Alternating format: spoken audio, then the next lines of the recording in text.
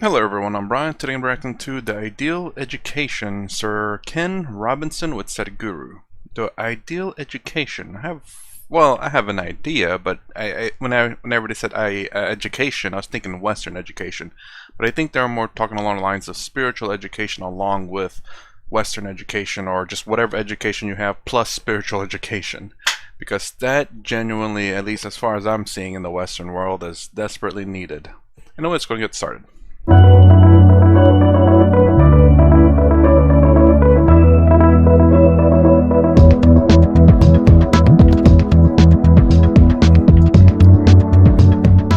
We are creatures that grow from small beginnings, and what we grow into depends on several factors. One is the conditions that surround us, and one is the extent to which we engage with the life within us. For the past probably 20 years more, education has become a strategic issue around the world. When I was a student, nobody was very interested in what was happening in other countries in education. I mean, I was growing up in England. We didn't really care what was happening in Finland.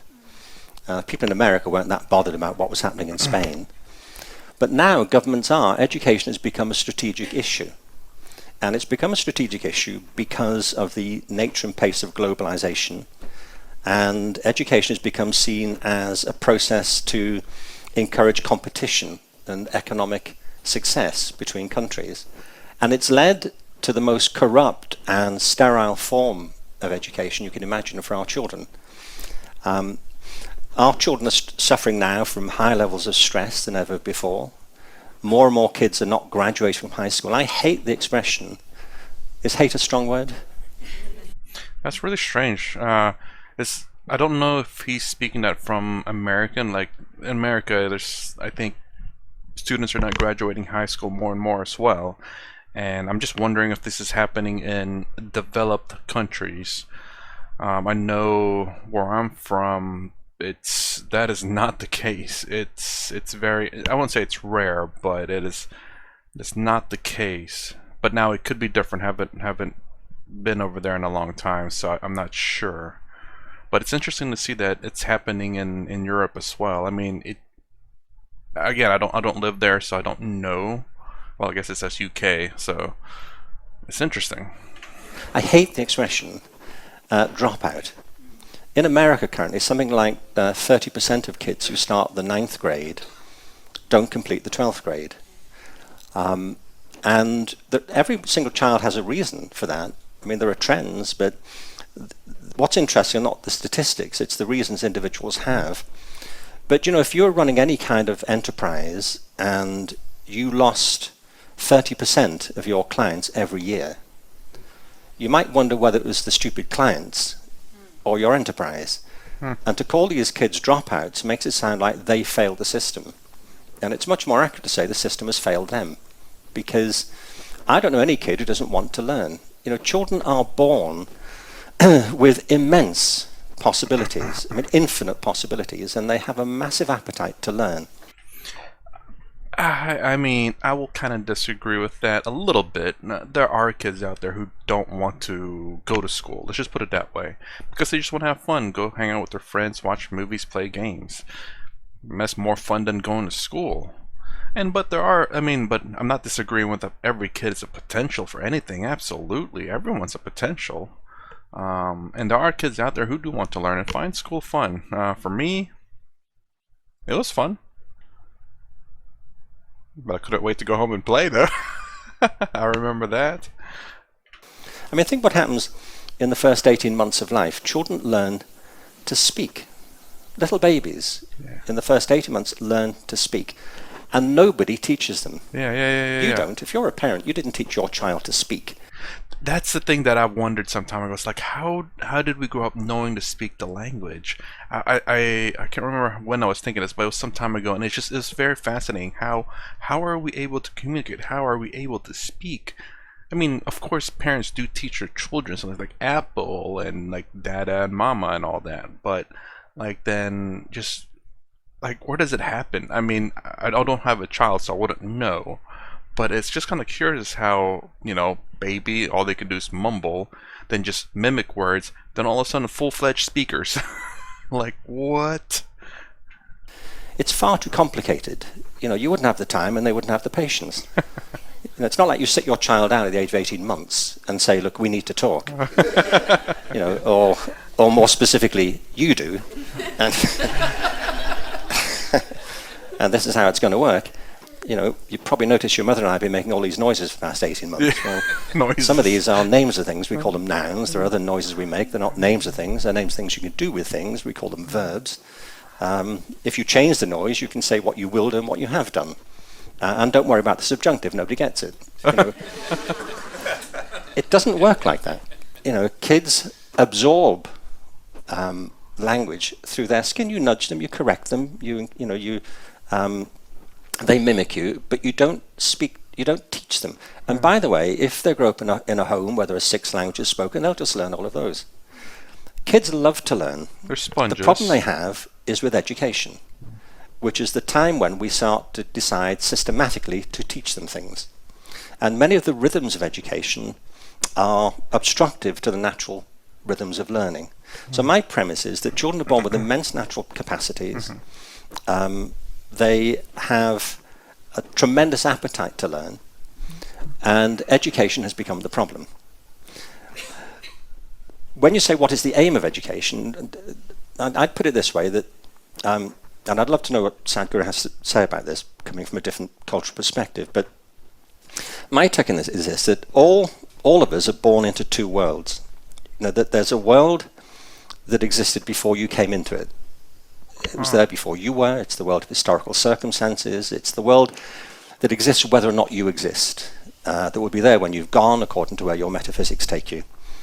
But there's another world that exists only because you exist. It's the world that came into being when you did. It's the world of your private consciousness, the world of yourself, the world of which it was once said there's only one set of footprints. But the world of your own anxieties, hopes and aspirations and talents and fears and ambitions and so on. I see what it's saying. Okay. I was thinking like the world that was there before you were born and then after you were born. I said, well, then you have to have a third world, which is after you're dead. But he's more saying along the lines of the 2 worlds, as in the exterior world that's not you, but everything else, and then your world, which is just you and what you experience. If I understood him correctly. Education is filled with the outer world. And most of the problems that children experience are to do with their inner world. So as I see it, the role of education is to help children understand the world around them. That's clearly essential. And also the world within them, so that they can become compassionate, fulfilled, and engaged individuals. And for me, the great deficit in education at the moment is the extent to which we fail to engage the child's inner world and recognize how much they could become if we invested enough of our time, effort, and own conscious understanding into what their possibilities are. Sadhguru, so much of your work has been about helping people blossom to their fullest potential, to live a full-fledged life. I remember visiting your amazing Isha school, which reflects many of the values that Sir Ken has described. And I wonder if you can tell us, in your view, what makes for a perfect school. And how does Isha or any of your schools address the natural longing in a human being to know? I'm glad that there's no perfect school anywhere, because this aspiration for perfection is very death-oriented. Wow, I definitely want to know what I say, but real quick, I would say to me, and I agree with Sadhguru here, there's the perfect ideals, but there's no perfect thing of whatever it may be. The perfect ideals is something, this is my belief, correct me if you disagree or whatever your ideals are, but there is a strive for perfection. There is this thing that's perfect, that is unachievable, but yet we strive for it. It is something that keeps us going and that keeps us on the right path in a sense. So while no one can ever be perfect, nothing could probably be perfect in terms of the transactional reality, but there's this perfect idea that we strive for that keeps us on the right path. We'll never achieve it, and I hope no one realistically looks at achieving this perfection. We have to understand that we are flawed human beings, but yet we strive to be perfect. That just means that we're flawed. Flawable? We are flawed creatures striving to be good. Perfection, is that good? I mean, the idea is to strive to be good, understanding that we're flawed. There's something else, but anyways. It's something that most people have missed. The nature of life is never perfect. Only death is perfect. Never has death happened imperfectly. Never has life happened perfectly. If school is about life, then there is no perfect school. Having said that, as someone said, not him, somebody from England. No, I'm seeing him as a representation of England. Someone said that education is a necessary evil. It is a necessary evil because there is a resident evil in the world. We have very convoluted aspirations, in the sense, largely, most part of the education is trying to manufacture cogs for the larger machine that we have built. Our children are the fuel, unfortunately. We have to put them into some slot where they'll function well. And when we say the world is no more about people.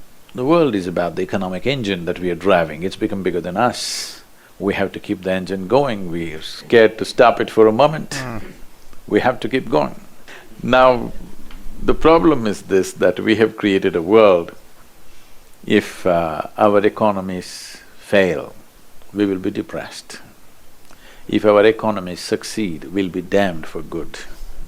Wow, actually, you know, that is him saying that actually is very practical right now, because I guess I'll say this. You know, I've never really invested in stuff. I invested prior to the pandemic and all that, just because, you know, I want to make sure that I have, should I ever retire, which I definitely will. Hopefully, I'll have enough money to live comfortably. I don't have to keep working. But with the economy the way it is, the money that I invested in there now is no longer worth as much as it is. Am I worried about it? A little bit, but not really. I mean, I understand that the market goes up and down all the time, but from the YouTube videos that I've watched, the market has always gone up. It goes down, but it goes back up, goes down, goes back up, goes down, goes back up. But it makes me think about the people who are trying to retire now. Now the money that they put in, while much higher than it was before, I'm sure, hopefully, now it's worth a lot less. And I'm wondering, are they just like, well, I'm not going to retire then. I'm gonna wait until the value goes back up or something along those lines. I don't know, because I know the money that I put in now or back then and continually, it's now worth less than what I put in. I feel it's better you're depressed. Now, talking about a school as a way of manufacturing cogs for the machine, there are many ways to do it. Every nation has its own system. If I have to shape you into a particular shape that you must fit into a particular machine, it's a cruel process. But now we can't let the machine fail, it needs spare parts. Oh, gee. Constantly it has to absorb. Oh my God, Sadhguru, the way you're saying this is quite awful. Spare parts, the machine, cogs. I mean, he ain't lying though, you know, it's harsh truth that I never heard anyone say it like this. I mean, a lot of people have said this economy or whatever it may be that we're doing in this world are like machines that we're just somewhat part of it. I never quite heard it the way Sadhguru did, and man, that hits something special. And humanity is the spare parts. So our children are the fuel and the machine parts which go into this to run the larger machine. That's one aspect.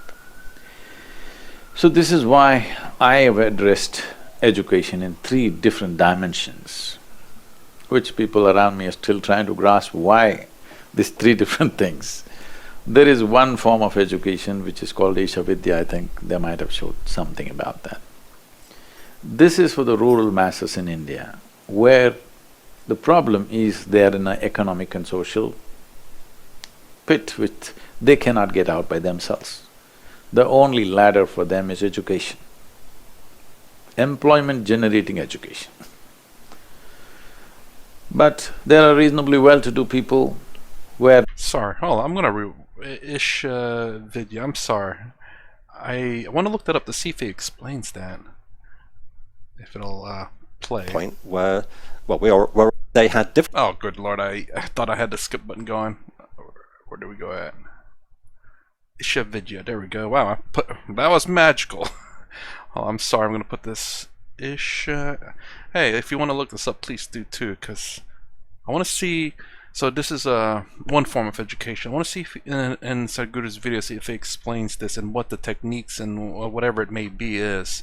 Hopefully something a lot of people can learn, education, including which is myself. called Isha Vidya, I think they might have showed something about that.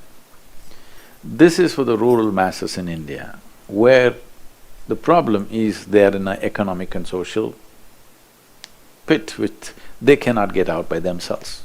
And also another thing, I guess I just thought about this now, playing it twice. I mean, there's a lot of people in America also that are kind of like this. I mean, again, I do believe in America, a lot of the poor people are because of bad decision making.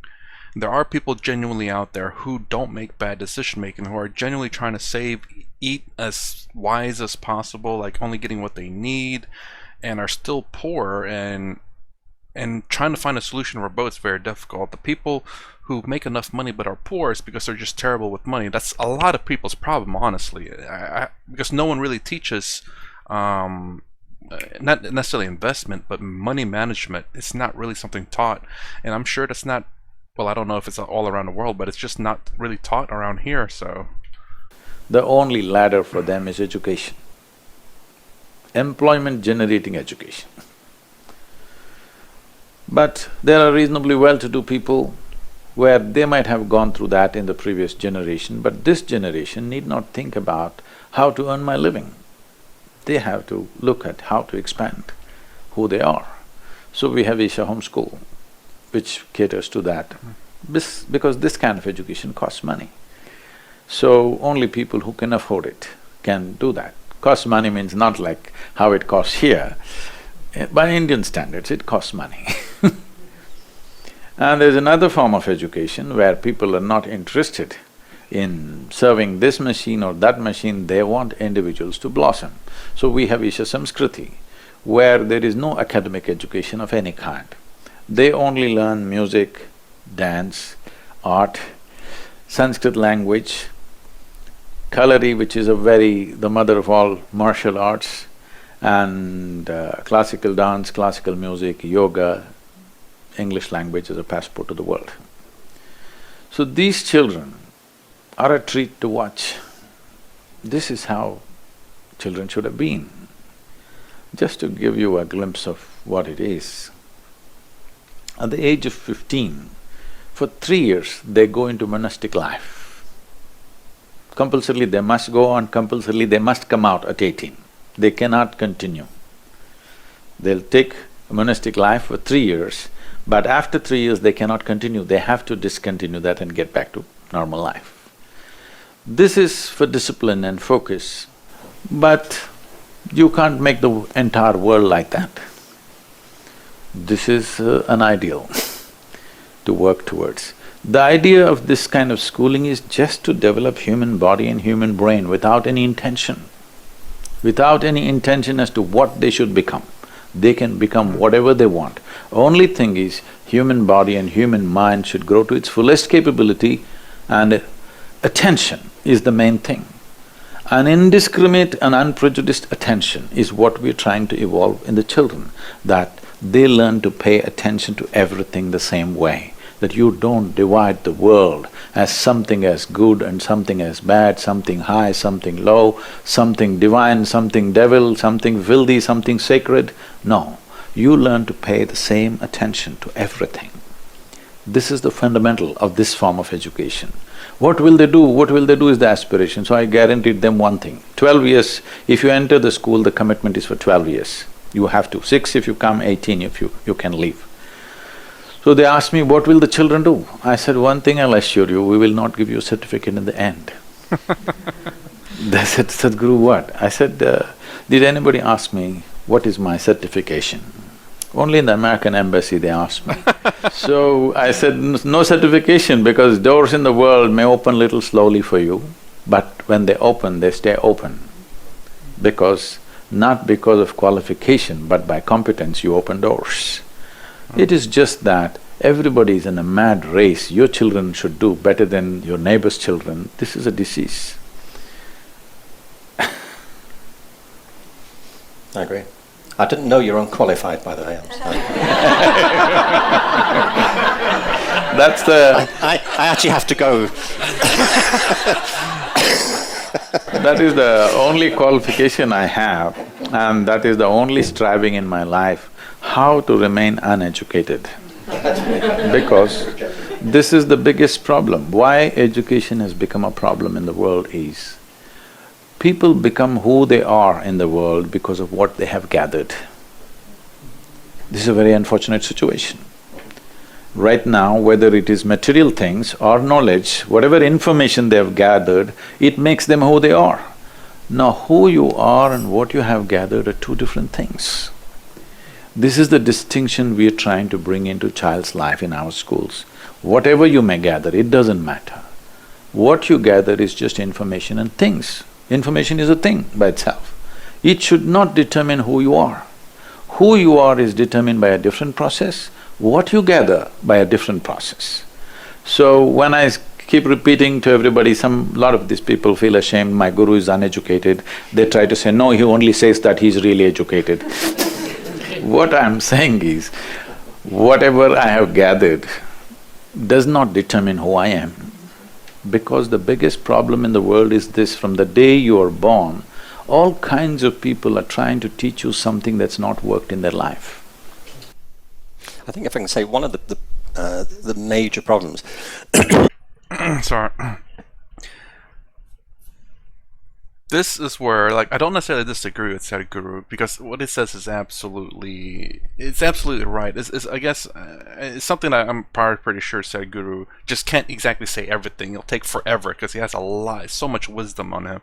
But it's not necessarily, it doesn't matter what information you gather. It's always the handling of information. When you gather information, Sadhguru's, at least as far as I'm understanding, Sadhguru's saying the information that's being gathered by the person is kind of taken over their identity. They're starting to realize that this information or this things that they gather is who they are, when in reality it's not. And what Sadhguru is saying is like, yeah, it doesn't matter what you gather because that's not who you are.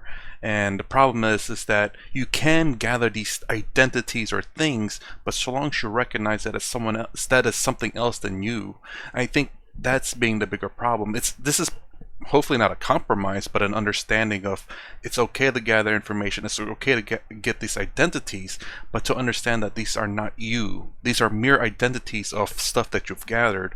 And like I say about a lot of things, is that identities are like tools. It's all a matter of how you use them. It can be weaponized, or it can be used to help people. You can, again, like an identity of something that you like. You can say, oh, what I like is better than what you like. You know, that's using what you like as a tool, like ice cream or I don't know, a car or a sport. You know, you don't use that to break bridges. You use that to join bridges, or at least to get get other people into what you like. And if they don't like it, that's fine.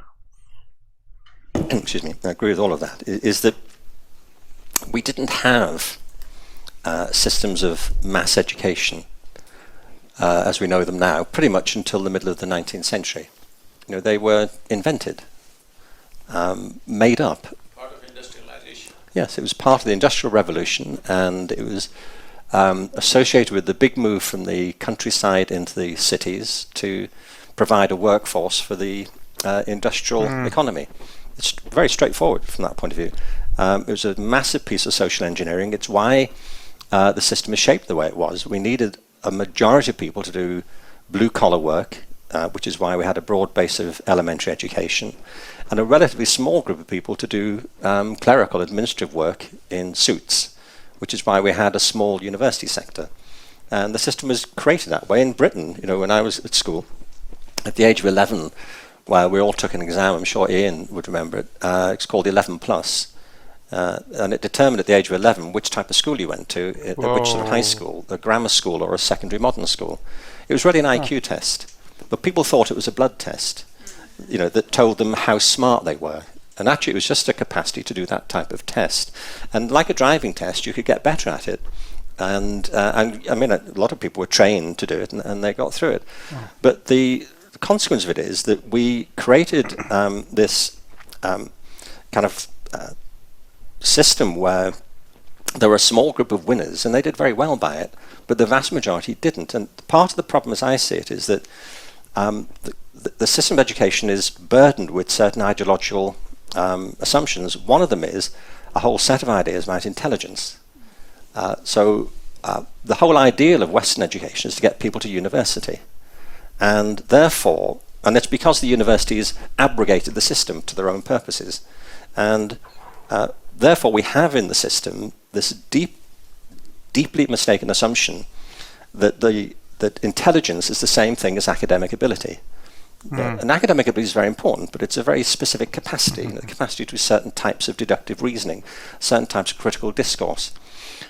I will say in the U.S., I think there's a lot of, like, from last I've heard, there are a lot more women going to colleges and graduating with degrees, but are unable to do things with those degrees.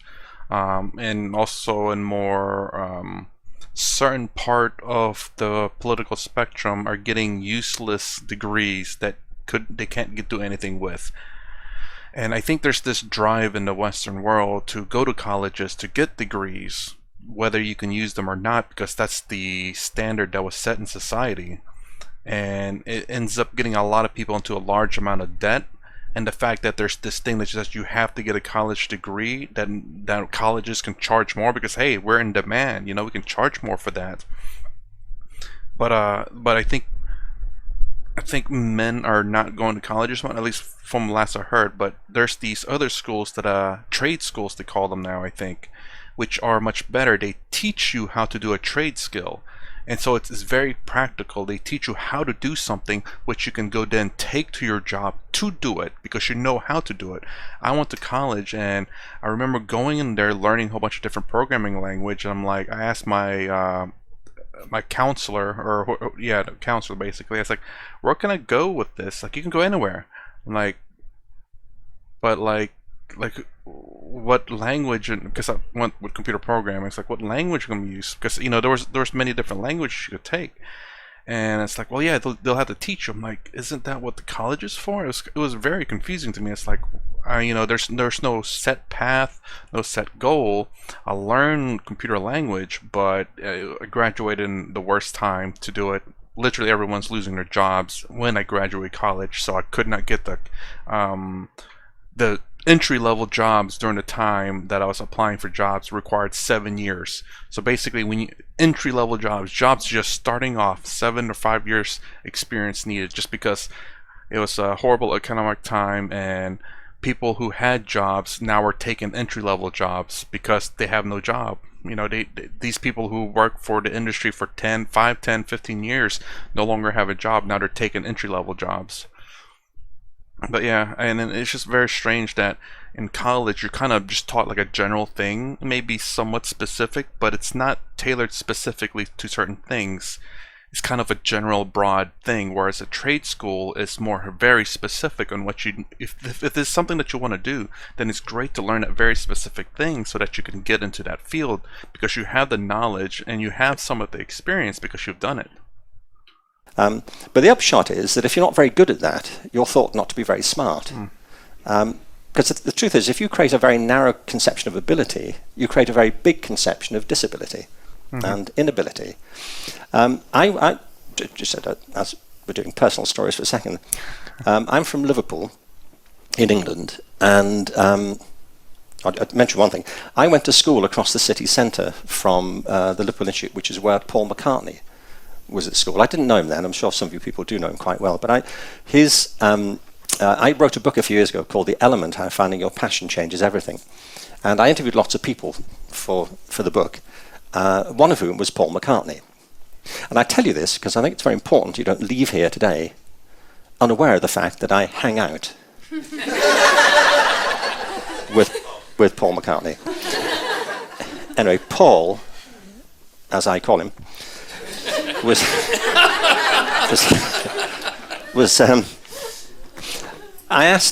I interviewed him for the book, and I said, "Did you enjoy music at school?" And he said no, he hated it. I said, "Did your music teacher think you had any talent?" He said, "No, not really." He does, doesn't he? And then one of the other people in the same music program in the same school was George Harrison, the lead guitarist of the popular music group, the Beatles. And I said, did your music teacher think George had any talent? He said, "No, not really."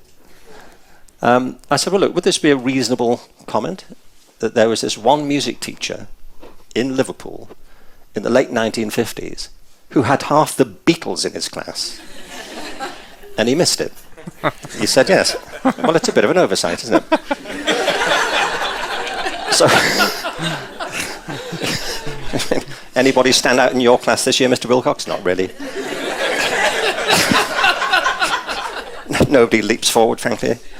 What I mean is, if you create this narrow view of ability, then you automatically suit all this other stuff. I mean, Sadhguru may remember this, but in the 50s, there was a big polio epidemic, that ran right through America and Europe, and I got it. I was one of I'm one of 7 kids. I was the only one in the family to get it, and the only one in the street to get it. Despite my vigorous attempts to cross-infect the entire neighbourhood, I thought you're coming down with me, But anyway, I was in hospital, and I ended up going into special ed from I was 5 till 11, and that's what they used to do. So I was in a school which had lots of kids with polio, lots of kids with cerebral palsy, partially sighted, blind, deaf kids. I was sitting next to one kid in school who had a really bad case of cerebral palsy, and it's a terrible thing to deal with, because if you don't have it, if you can to move your arms around, you just have to relax muscles and contract them. You don't think about it. But if you've got cerebral palsy or affected by it, you're fighting your body all the time. So you're doing this type of stuff, and if you try to speak and it's affected your face, you sound as if you're talking nonsense, and of course you may be talking absolute sense. It's just you can't get the sounds out. Anyway, so the guy sitting next to me in my final year at the school couldn't grip a pencil in his fingers, but he could grip it in his toes, and he had beautiful writing, better than mine actually. Was this handwriting? We don't know. Writing. But the point is, we were surrounded by people like this. I was saying, my classroom at school was like the barroom scene from Star Wars. There were kind of people in various degrees of decrepitude, being brought in. But nobody was interested in what people's disabilities seemed to be.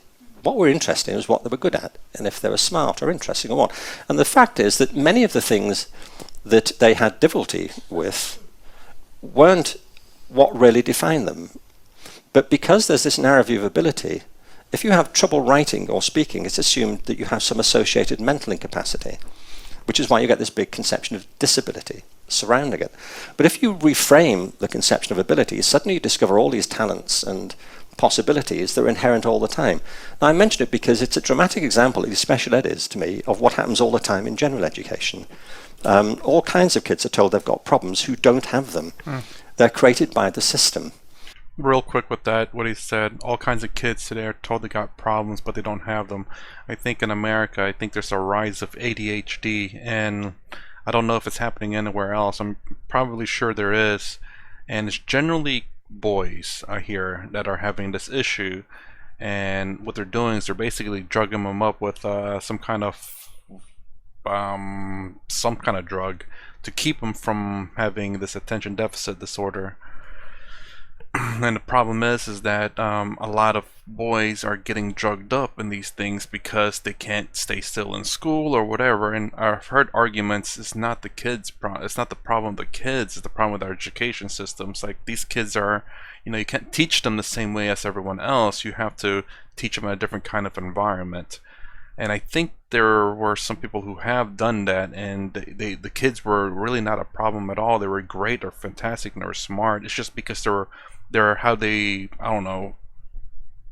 handle sitting still for 8 hours is not really good. That's not really them.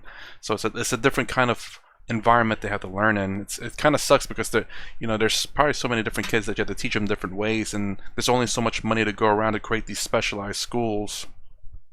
And it's the problem of the system that we need to address, that if you reframe ability, all of these difficulties that people seem to be suffering from suddenly disappear. If you find the things they're good at, if you do as Sadhguru is suggesting, if you create an environment which is holistic, which is addressing your spiritual development, your physical development, which recognizes that human life is not linear, it's organic, and it will take many different courses, then you have a completely different setting of conditions under which people will flourish. And it's the fact that the conditions themselves, which are industrial in character, create problems for kids which they then begin to rail against. So we now have a system based on competition, narrow view of ability, and one in which people are being medicated to stay with the program. They're being pathologized for losing interest in what is essentially very boring stuff. We sit them down all day long and wonder why they fidget. There you go. And there are different ways of doing it, better ways. I mean, for me, it's plain as day, really. Education is not one of those things like an incurable disease and we can't figure out what to do. We know what to do in education. It's about taking this thing to scale. But taking it to scale doesn't mean replicating it, because, as you say, there's no perfect school. Actually, there are no two schools alike, but like there are no two individuals alike. But there are principles you can apply everywhere. And getting those principles in place, to me, is the big challenge now. As we're looking for an evolution of a human being through the education system, the education system should be always an evolving process by itself. When we think in terms of a perfect school, we're thinking of again fixing it somewhere. That's what needs to change. As one can develop, because Ken mentioned this IQ test, I'm saying, as one can develop muscle by doing certain things with the body, one can develop intelligence. The fundamental aspect of developing intelligence is, right now, there are some studies, I don't know, you must tell me, I'm not an expert on these things, which say if a child goes through 20 years of formal education and comes out with a PhD, they say 70% of intelligence is irrevocably destroyed. Because Sorry, I have a PhD, I don't know if you're suggesting.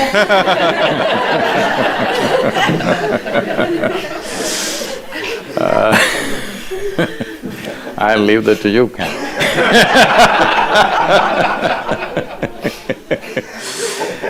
So, essentially what's being said by the studies is we're mistaking information for education. By deadening the brain with too much information, definitely the possibility of intelligence is lost. This is why I said what we accumulate and who we are should remain separate. Who I am should not be influenced by what I have accumulated, whether they're material things or information or impressions. This is of the world. I would like to little differ in what was said in terms of child's inner world and external world. What we are mistaking to be inner world is still external in my perception, because a child's fears, ambitions, aspirations are all external, inspired or infected, I would say, by the outside situation. It is not natural aspiration of life. Natural aspiration of life, if you look at it, if you leave someone uninfluenced from outside, the natural aspiration is always to expand, not to become less. But if you look at today's form of education, because it's purely intellect-based education, there is no other dimension of intelligence in it. And I think in this part of the world there is a serious mistake that intellect has been mistaken for intelligence. Your intellect can function only with the backing of your memory. Or in other words, your intellect functions with accumulated information. If I take away all your memory, your intellect is quite useless by itself. But there are other dimensions of intelligence within you, which does not need the support of memory. If education systems do not focus on activating these dimensions of intelligence, you will find factory workers, you will not find a genius in every home. What you need is an innovative intelligence. Today when I use the word innovation, you think developing a new i8 phone. I'm not talking about that. Maybe we can develop a world without a phone. We don't know what's an innovation. Innovation need not necessarily mean improvement of what we have little by little, little by little. Yes, that is also needed, but that is not what life is looking for. People are not any better with phone, without phone. Maybe we're doing more things, but equally confused, equally struggling as it was before. So the point is not about what we have gathered. What we have gathered is useful in creating comfort and convenience for the world. What we have gathered is not useful for creating well-being for ourselves and for the world. If well-being has to happen, we have to access dimensions of intelligence which are not intellectual, because intellect cannot function without accumulated information. If you function always out of accumulated information, you naturally get identified with it. So depending upon what you have accumulated, you become that kind. Because you have become that kind, another kind and your kind always goes into conflict. If the purpose of education is to expand horizons of individual human beings, you can see that's definitely not happening. The more educated somebody becomes, as people get educated, they really can't get along with anybody. Not so educated people can live together, 100 people can live together. Once you become educated, you become isolated, because this is the nature of the intellect. Wow. Because you're employing only one wheel out of 4 wheels of your car, it is like that. It's like suppose you're driving on the street and you are some kind of an expert, you drive on just 2 wheels. What, Mosh, you do? You got a car for that. You're driving just on 2 wheels, maybe you're good at it, but nobody else on the street want to drive with you, they will all stop. If you're driving on 4 wheels, everybody will drive with you. So the other dimensions of intelligence have to come, otherwise the moment you get intellectual, unknowingly, in some way you exclude the world. So in a way, the way of our education has been to butcher the existence into tiny fragments, and we're trying to fix the fragments. It's not going to work like that. If education has to become holistic, there are systemic problems, I'm not saying no, but more than the systems, the people who deliver the system, if we can upgrade them in a huge way, every system can be made to work good. I have seen in India, the most rudimentary system is the state education. I have been there to these schools before we went into starting our own rural schools. I just wanted to see what's right or wrong with these guys. I found some schools are like as good as Pig's Day in terms of what they're producing. Some schools, same stuff, but they're doing wonderful work. So it's the people who deliver that. Whatever the system, if you upgrade the people who deliver this, if the best people… See, if we are interested in the future generations of our humanity, the best people in the world must go into teaching. But right now the lowest grade of people are going because everything is determined by economics. How much are you paid? That's how you go. So this is where what I'm saying earlier is important. What you accumulate should not determine who you are. As long as that is so, the economic values will rule. As long economic values rule, it's the muscle which rules, not the intelligence. Okay, actually I'm gonna pause right here. Yeah, that's very interesting. I mean, whew, I hate to kinda… I mean, I've heard it before where… in a video, by the way. I've heard it before where people have said that, you know, we're just cogs and wheels to make the economic system go for the rich or whatever. And I mean, you know, I get it. It is what makes, I would say, life work in some sense. You know, it's not every person for themselves. We have luxuries in this life, and luxuries in terms of like, obviously like objects, tools and stuff to make the outside world more pleasant and nice. but it's not ultimately what makes you live life to the fullest. You know, these are just temporary things, temporary happiness, and if you're constantly, I don't know how to associate identities with that, but perhaps education being like, oh, you're so smart and all that, and you get arrogant with it. Yeah, I get that. You know, you're gonna be by yourself pretty much until you learn to be humble and be fun to be with, honestly. But yeah, all these objects and whatnot are just temporary things that doesn't really let you really live life once you're done having fun with whatever that you bought, new car, new phone, new purse, new shirt. You know, that will only last for so long. And the funny thing about, I guess basically what he said, I guess I just kind of spoke a little bit too soon about the fact that it's okay to have these identities so long as you don't associate them with you, which I do think is a big problem too. I think it's what causes, I guess, entitlement, arrogance in a lot of the developed areas of the world. It's kind of sad that people cannot appreciate and they just feel like they're entitled to stuff. Anyways, that's part 1 of the ideal education. If you like my content, please consider subscribing, thumbs up, thumbs down below. Thanks for watching. I'll see you in the next vid.